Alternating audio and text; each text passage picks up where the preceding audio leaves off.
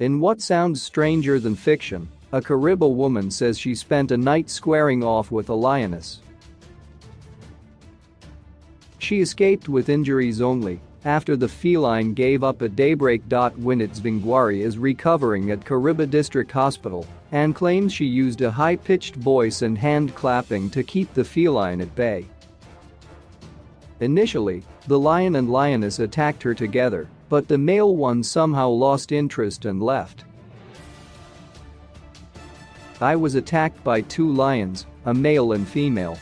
The male leapt on my back, while the lioness bit a chunk off my right thigh before biting again my left thigh, said Mrs. Zvingwari. I fell to the ground in a sitting position and screamed, which seemed to disturb the lions, with one of them, which I believe to be the male lion, as I saw the mane moving away from me while roaring. The male, she said, could be heard roaring from a distance for the better part of the night, while the lioness remained behind, trying several times to attack her. The standoff lasted the entire night, and so did Mrs. Zvingwari's clapping and shouting. She sustained deep wounds on her thighs and an incision on her upper back. On the fateful day, Mrs. Zvingwari had finished fishing in the area known as Mafariji and Gach and packed her belongings, including the day's catch, to join her colleagues who were nearby. We could communicate by shouting from where they were. It was around 8 p.m. when I decided to join my colleagues so that we could go home together, as we always did.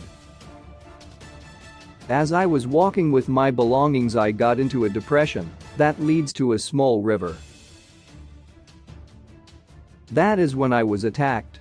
I think they were waiting for me to pass, she said.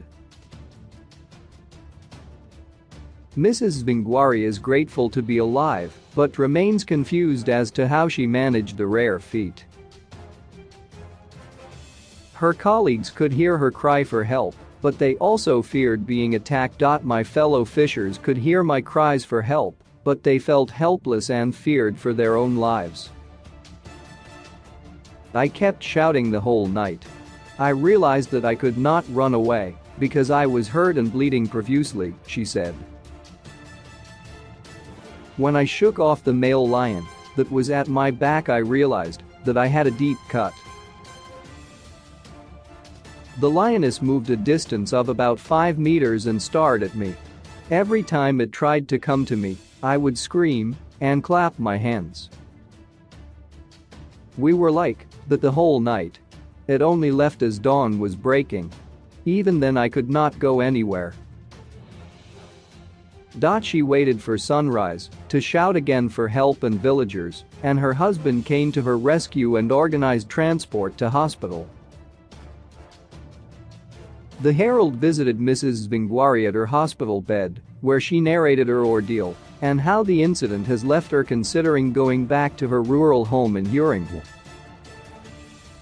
I have been fishing for the past 10 years, but I have never had such a near-death encounter like this. After such an incident, I do not think I can still continue fishing.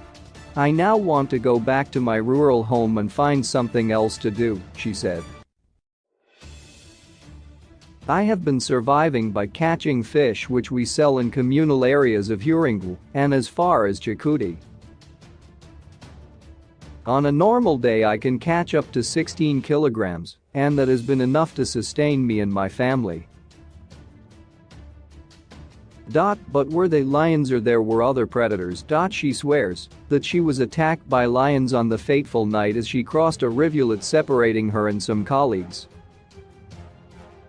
If they were lions, how could she survive one of the most lethal predators in the animal kingdom? That the supposed male lion left behind the lioness gives credence to assertions that they were lions, as female lions mostly do the hunting. However, that the lions did not go for the kill as is expected of them deepens the mystery.